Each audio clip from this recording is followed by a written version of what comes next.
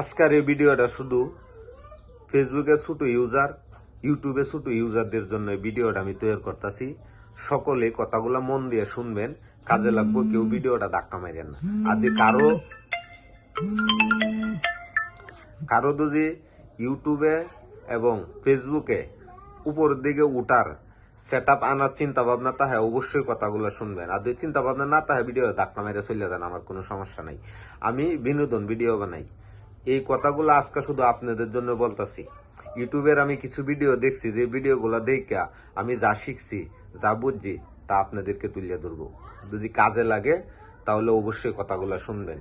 আর আমার কথাগুলো যদি আপনাদের উপকারে আসে, অবশ্যই চ্যানেলটা সাবস্ক্রাইব করে দিতে ভুলবেন না। পরবর্তীতে আরো হয়তো 2-4টা ভিডিও আমি আপনাদেরকে দিব, যেগুলো আপনাদের উপকারে আসবে।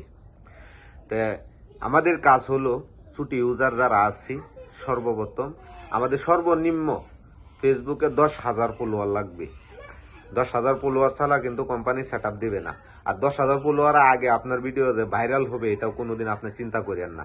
আপনার সেটিংস বা কি করবেন, ভিডিও এডিটিং করবেন, এত কিছু নিয়ে দৌড়াদৌড়ি আপনার করার কোনো দরকার নাই।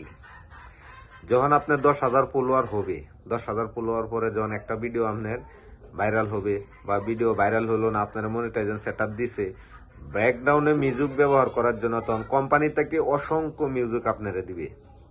ভিডিও এডিটিং করার ফেসবুক কোম্পানির বহু সফটওয়্যার আছে, সেগুলো আপনি ইউজ করতে পারবেন। অন্য সফটওয়্যারের পিছনে ধরে আপনার কোনো লাভ নাই।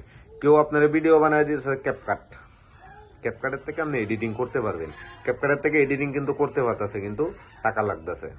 এটা নিশ্চয়তা নাই যে কোনো সময় এটা কপিরাইট আসতে পারে, একেবারে গ্যারেন্টি না। এটা টাসা মিথ্যা কথা। কেউ যদি বলে যে ক্যাপকাটের থেকে ভিডিও এডিটিং করলে ওই ভিডিওটা কপিরাইট আসবে না, এটা আসার সম্ভাবনা আছে।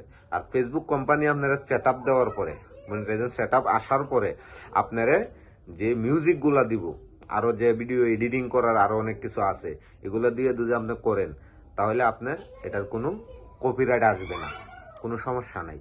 তো অন্য কোনো ভিডিওর পিছনে আপনি আমার দৈর্ঘ্য কোনো লাভ নাই, কিচ্ছু লাভ হবে না। হ্যাঁ, ইউটিউবে আছে কিছু জিনিস গুরুত্বপূর্ণ আছে, যেগুলো আপনি আমার কাজে লাগে, কিছুটা হইলে লাগে, একেবারেই যে তা না। কিন্তু আপনি দৌড়তেছেন কি ওই সেটিংসটা কিভাবে করবেন, ওটার জন্য দৌড়তেছেন। ভিডিও এডিটিং কিভাবে করবেন, এটার জন্য দৌড়তেছেন। ভিডিও দেখতেছেন, ঘন্টার পর ঘন্টা সময় কাটাইতেছেন, লাভ কি হইতেছে? যারা ইংলিশ না বুঝি, বাংলা, তাদের কাজ হলো আপনার নিজে ফোনের যে বাংলা সেটিংটা আছে, এটা চালু করে দিন। চালু করে তারপরে একটা একটা করে একদিন 2 ঘন্টা সময় দেন। 2 ঘন্টা সময় দেখবেন, একটা একটা করে আপনি চেক করে দেখেন।